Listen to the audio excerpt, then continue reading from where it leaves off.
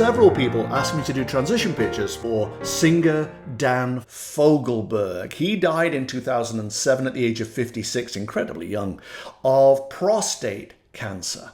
Now, as you know, I'm not really terribly into music, so I didn't know much of his work, but he was incredibly popular. He was a sort of bluegrass, folksy kind of guy, and he worked with the Eagles, and after he died, there was a tribute album by some very, very famous artists who claimed that he had been an influence on them in the 70s, 80s, and 90s. And I know that many of you found his music extremely comforting and were great fans. So because somebody asked, I took a look at him.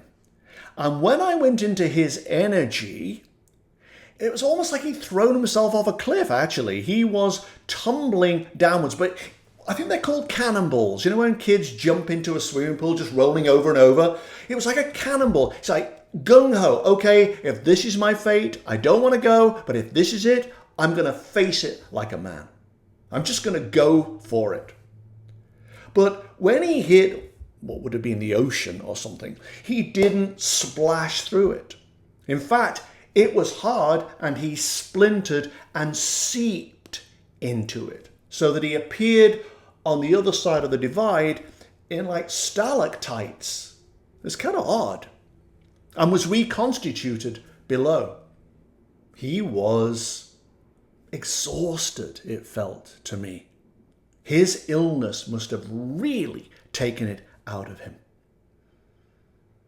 But when he stood up, something really interesting happened.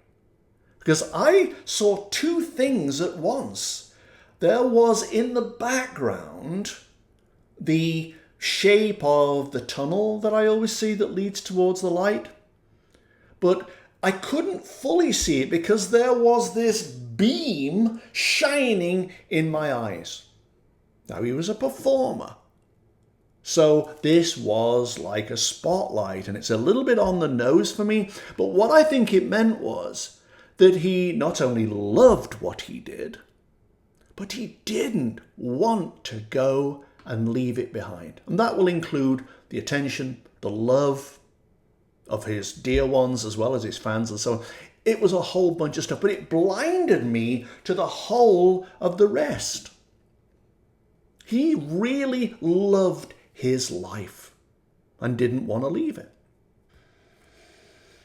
In fact, when he found out that he couldn't go back, he couldn't stay, he had to move on, even though now without a physical form, a body, and just consciousness, he felt so much better, there was massive reluctance there. And in the pictorial terms that I see these things in, obviously it's not real this, it's just symbolic, but grace had to help him move on. So tied was he to his mortal self. There was some kind of box thing. It was like one of those stair lifts that elderly people have when they can't make it upstairs. It's like a box thing. It had a wall here, basically, so he couldn't look back. It stopped him reflecting on the past. His consciousness had to move towards the dome, towards the light. And with this help, he moved up the tunnel. But the impulse to look back all the time, he wanted to return, to have a second chance, to negotiate this so that, maybe he just pulls back at the last minute and doesn't go the whole way. There was a tremendous strength and energy and belief here that he could reverse this somehow, if he could just find the combination lock. But he couldn't. And even though I know next to nothing about Dan Fogelberg, in this energy, I was incredibly moved by this man's spirit. It's like, Dan Fogelberg, who are you? He was more than he'd been made out to be. There was something about this man that wasn't just about, oh, I'm a human being with a kind soul or whatever, which many people are. This was a human being who had something massive to give and knew it and didn't want to be deprived of the opportunity to give it. That was the weird thing about it. He would have cried at this point as he was forced to take a step forward. But there is no choice. You can't negotiate. There's no deal to be struck at the last minute.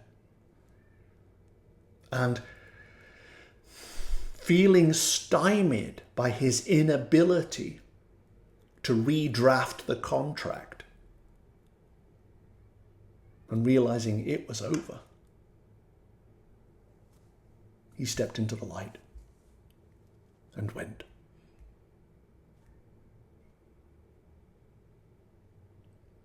Grace can only take us so far. We have to submit at some point to the inevitable.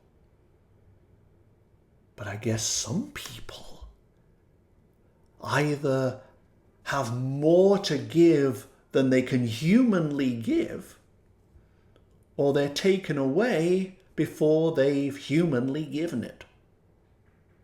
When we say they're taken too soon, that may be it. This may be a very, very good example of that, of somebody who could have given 10 times more if only his contract hadn't run out and he'd been allowed to. It was his time. And we will never know why that is. But this was a man whose life and passion and energy, if he'd been allowed to, had a while yet to run. And it made me very sad. And that's what I learned from Dan Fogelberg.